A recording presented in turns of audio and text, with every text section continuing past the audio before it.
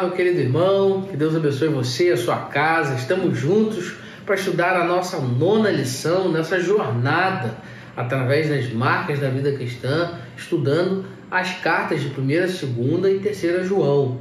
Hoje nós vamos estudar a marca da verdade. Para isso eu quero convidar você a abrir sua Bíblia. No livro de 1º João, nós vamos usar os versos de 18 a 27 e depois nós vamos para o capítulo 4 e usaremos os versos de 1 a 6. Então, capítulo 2, a partir do verso 18, diz assim: Filhinhos, essa é a última hora. E assim como vocês ouviram que o anticristo está vindo, já agora muitos anticristos têm surgido. Por isso sabemos que essa é a última hora. Eles saíram do nosso meio, mas a realidade é que não eram dos nossos, pois se fossem dos nossos, teriam permanecido conosco. O fato de terem saído mostra que nenhum deles era dos nossos. Mas se vocês têm uma unção que procede do Santo e todos vocês têm conhecimento, na verdade, conhecimento não lhes escrevo porque não conhecem a verdade, mas porque vocês conhecem e porque nenhuma mentira procede da verdade. Quem é o mentiroso senão aquele que nega que Jesus é o Cristo? Este é o anticristo, aquele que nega o Pai e o Filho. Todo o que nega o Filho também não tem o Pai. Quem confessa publicamente o Filho tem também o Pai. Quanto a vocês, cuidem para que aquilo que ouviram desde o princípio permaneça em vocês. Se o que ouviram desde o princípio permanecer em vocês, vocês também permanecerão no Filho e no Pai. Essa é a promessa que ele nos fez, a vida eterna. E escrevo-lhes essas coisas a respeito daqueles que os querem enganar. Quanto a vocês, a unção que receberam dele permanece em vocês e não precisam que alguém os ensine, mas com a unção dele recebida, que é verdadeira e não falsa, os ensina acerca de todas as coisas. Permaneçam nele como ele os ensinou. Capítulo 4, versos de 1 a 6. Amados, não creiam em qualquer espírito, mas examinem os espíritos para ver se eles procedem de Deus, porque muitos falsos profetas têm saído pelo mundo. Vocês podem reconhecer o Espírito de Deus desse modo.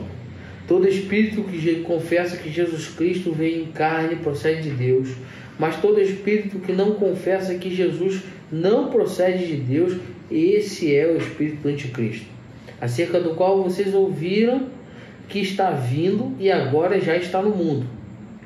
Filhinhos, vocês são de Deus e os venceram, porque aquele que está em vocês é maior do que aquele que está no mundo. Eles vêm do mundo, por isso o que falam procede do mundo e o mundo os ouve. Nós viemos de Deus, e todo aquele que conhece a Deus nos ouve, mas quem não vem de Deus não nos ouve. Dessa forma, reconhecemos o Espírito da verdade e o Espírito do erro. Vamos orar? Pai bendito, ó Deus, estamos diante da sua palavra nesse tempo. E novamente pedimos que o Senhor fale conosco, nos oriente, abra o nosso entendimento para a tua palavra. É a oração que te fazemos em nome de Jesus. Amém. Meu querido, nós vamos falar nesse dia sobre a marca da verdade. E para que a gente possa compreender claramente a lição de hoje, nós precisamos ter em mente, trazer de novo ao nosso foco a motivação da epístola. O que motivou para que a epístola fosse escrita? A motivação principal foram as heresias. O que são heresias? Doutrinas falsas ensinadas por falsos mestres dentro da igreja. Essa é a motivação principal. E esses mestres, eles pertenciam ao gnosticismo. Eles estavam corrompendo a verdade e corrompendo o ensino apostólico. Amados, hoje não tem sido diferente. nós vivemos um tempo de muitas heresias e elas têm se propagado em nosso meio, têm levado as pessoas à perdição, têm desviado e causado muito estrago na vida da igreja.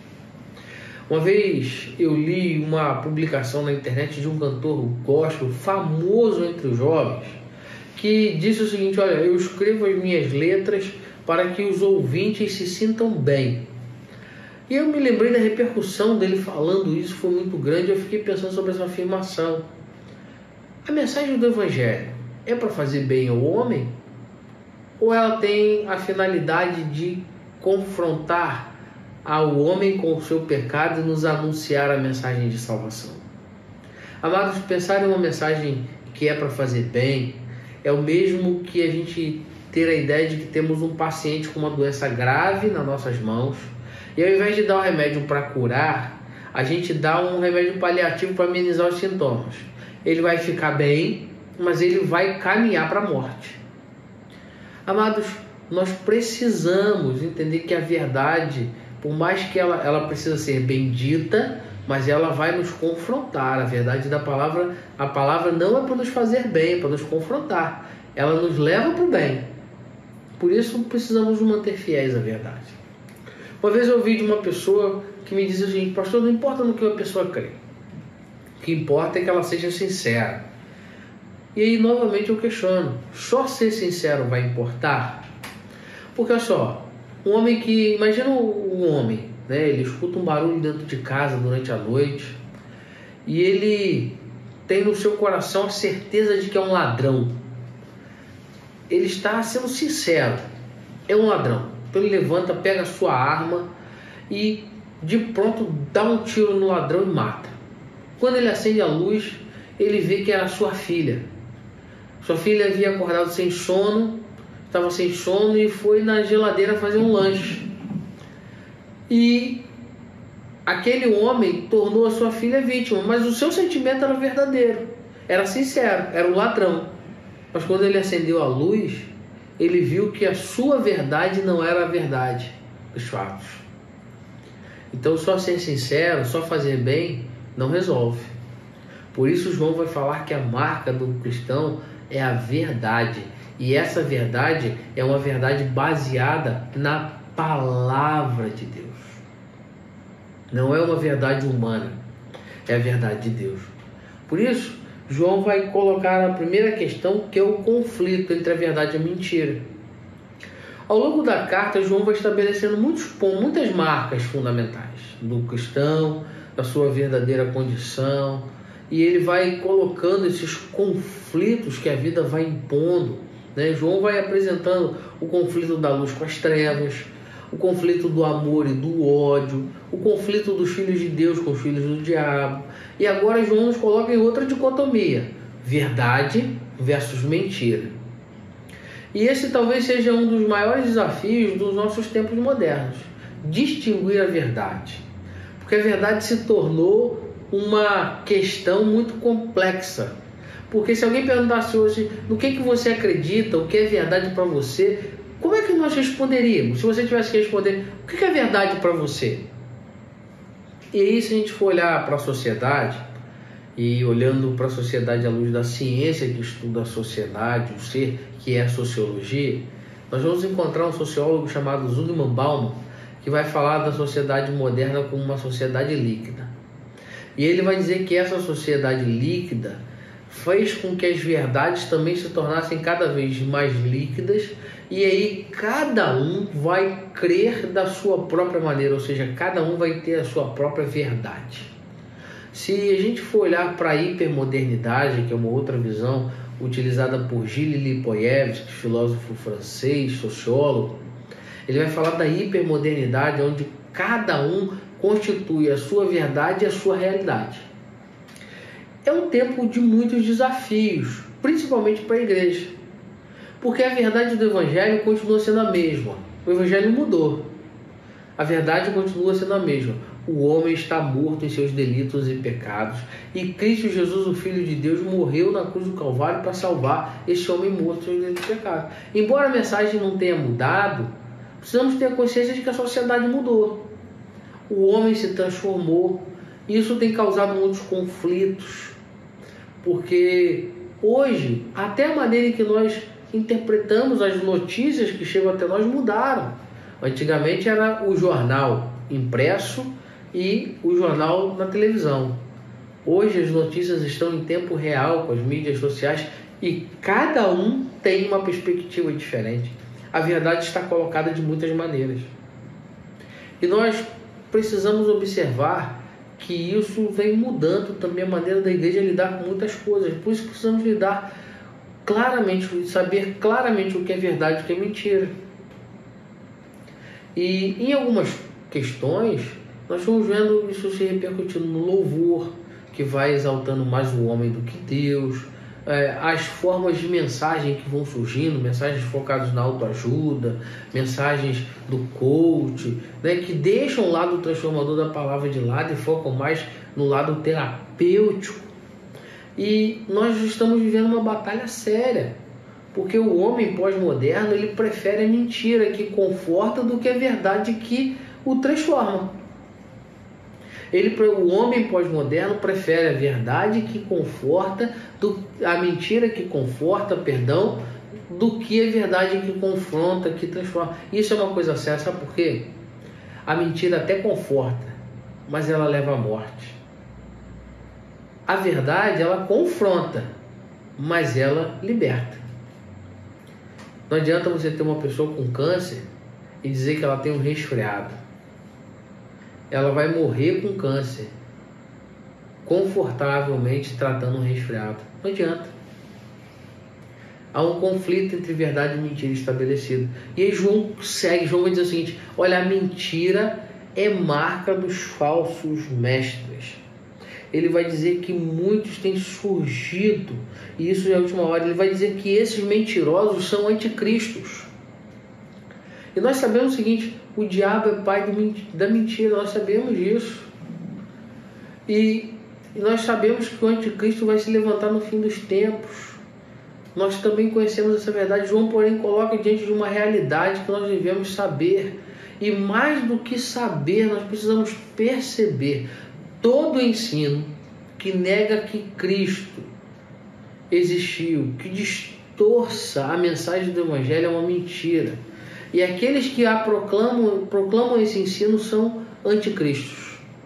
Lá no capítulo 4, ele vai dizer isso: olha, amados, não creem em qualquer espírito, mas examinem os espíritos para ver se eles procedem de Deus, porque muitos falsos profetas têm saído pelo mundo. O prefixo anti colocado aqui significa aquele que está contra, aquele que está em lugar de. Então nós podemos entender o seguinte: o anticristo é aquele que imita e também se opõe a Cristo. Ou seja, João vai usar esse termo no plural, anticristos, para se referir aos falsos mestres. Esses falsos mestres estavam perturbando a igreja, estavam distorcendo a verdade, estavam tentando enganar os cristãos. Jesus já havia alertado isso em Mateus 24, em Marcos 13, 22, a gente vai ver isso. E João vai dizer: olha, esses homens, eles estão sob o domínio do anticristo. Eles são anticristos na igreja, porque eles estão indo contra Cristo. É interessante que o próprio apóstolo Paulo, ele já havia aconselhado os líderes da igreja de Éfeso sobre o surgimento desses lobos, né? Lá em Atos 20, a partir do verso 28, a gente vai ver isso. E aí aqui no capítulo 4, dos versos 1 ao 3, nós vemos novamente esse alerta para que a gente não seja inocente. O povo de Deus seja muito inocente. E aí, nesse contexto, João vai dizer que a gente deve examinar os espíritos. É como os crentes de Bereia, né, que comparavam as escrituras. Amados, conhecendo a palavra, podemos fazer isso. É necessário conhecer a palavra. E ela precisa permanecer em nós para que possamos identificar imediatamente os falsos ensinos travestidos de verdade. Há muito falso ensino travestido de verdade. A palavra de Deus não mudou, ela continua sendo viva e eficaz. Mas desde o Éden, o diabo tenta distorcer a palavra de Deus. Lembra lá no Éden com Eva? Não foi assim que Deus disse a Eva? Não, foi isso. E ele vai contorcendo, o diabo vai distorcendo aquilo que Deus disse. E aí a gente vê aí muita coisa tentando distorcer a palavra. Olha, não é bem assim. né? Em nosso tempo, muitos falsos mestres estão usando meia-verdade da palavra. Amados, se há um fato que precisamos destacar é o seguinte: uma meia-verdade é uma mentira inteira. A palavra é a palavra da verdade, ela não tem meia-verdade. E aí João vai destacar 3 características dos falsos mestres. A primeira coisa que ele vai dizer é que eles saíram do nosso meio. E aí, quando ele fala disso, ele vai dizer: olha, eles saem do nosso meio. Esses são aqueles que se levantam dentro da igreja, aqueles que se afastam, levam com eles outras pessoas, que causam sérios danos às igrejas. Amados, tem muitas pessoas que passam nisso, que passam nos 4 6, né? São crentes, depois se tornam críticos da igreja, depois se tornam céticos, não acreditam em nada, depois se tornam cínicos, vivem no mundo como se vivessem na igreja. São pessoas que ferem pessoas, que contribuem para desviar pessoas. Nós precisamos ter cuidado com esses. Eles estavam no nosso meio, mas não eram dos nossos, porque se fossem, teriam permanecido conosco. Está lá no verso 19 do capítulo 2. Outra marca é que eles negam a fé, se tornam céticos, né? Essa é a segunda marca, característica dos falsos mestres. Aquilo que João chama de anticristo. São aqueles que negam a fé, negam a divindade de Cristo, ensinam que não há pecado, afirmam que Jesus foi ativista social, alegam que inferno não existe, entre tantas outras coisas. Estão negando a fé. John MacArthur, o teólogo, ele vai dizer que qualquer coisa, qualquer pessoa que negue a verdade, a verdadeira natureza de Cristo, como apresentada nas Escrituras, é um anticristo. Qualquer pessoa que negue que Cristo foi e que a sua palavra é a verdade, é um anticristo.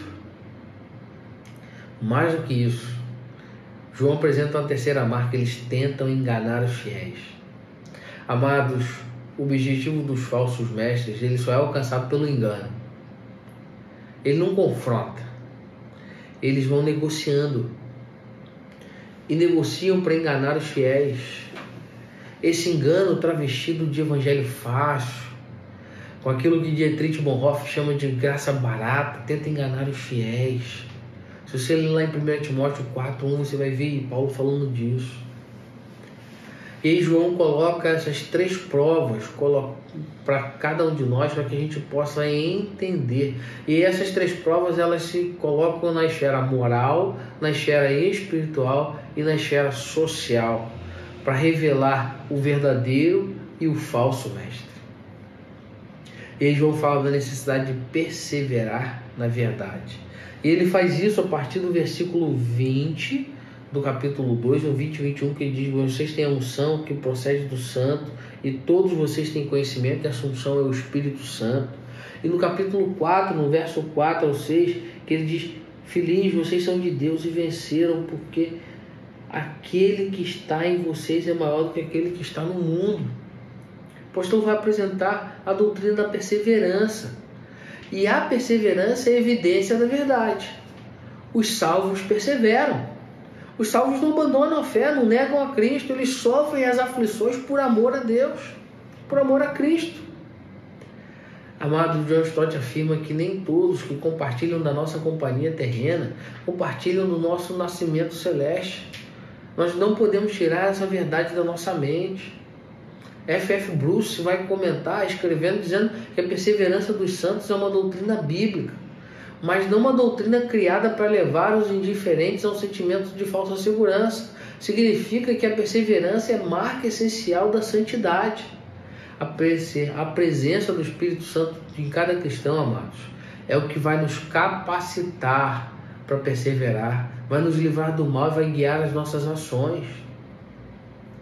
Novamente, John Stott afirma que é pela iluminação do Espírito da verdade que temos conhecimento, como no verso 27, que João afirma: quanto a vocês, a unção que receberam dele e permanece em vocês.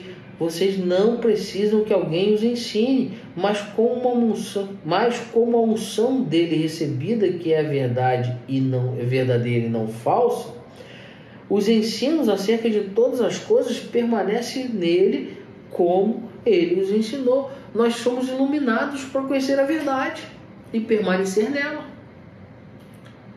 O cristão não faz parte de uma minoria esotérica, iluminada, como os hereges do gnosticismo pretendiam ser. Nós somos aqueles que permanecem porque conhecem a palavra. Eles usavam uma palavra grega chamada schisma, que significava unção, com algo especial para gnose. Mas o verdadeiro cristão é aquele que tem a unção do Espírito Santo, porque Deus e Cristo são verdadeiros e o Espírito Santo vai nos guiar na verdade. MacArthur vai afirmar que é o Espírito Santo que testifica a verdadeira natureza do Filho, enquanto Satanás e suas forças negam a verdadeira natureza de Cristo. É através da ação do Espírito Santo que cada cristão vai ser conduzido pelas verdades das Escrituras e produzir fruto para a salvação. Amados, nós somos ungidos pelo Espírito Santo e capacitados para discernir a verdade do engano. E desses dois trechos que eu destaquei para você, tanto no capítulo 2 quanto no capítulo 4, a vitória do cristão quanto a sua marca, ela é garantida através da ação do Espírito Santo, ou seja, a permanência da verdade é fruto da obra do Espírito Santo. E aí o próprio João vai nos ensinar que por meio da verdade nós evidenciamos que se somos verdadeiros cristãos. Porque a mentira é marca daqueles que ainda estão nas trevas. Então entenda, um verdadeiro cristão não pode estar marcado pela mentira. Um verdadeiro cristão vive na verdade. E a verdade é a verdade da palavra de Deus. Então se alguém te perguntar qual é a sua verdade, a minha verdade é a palavra de Deus.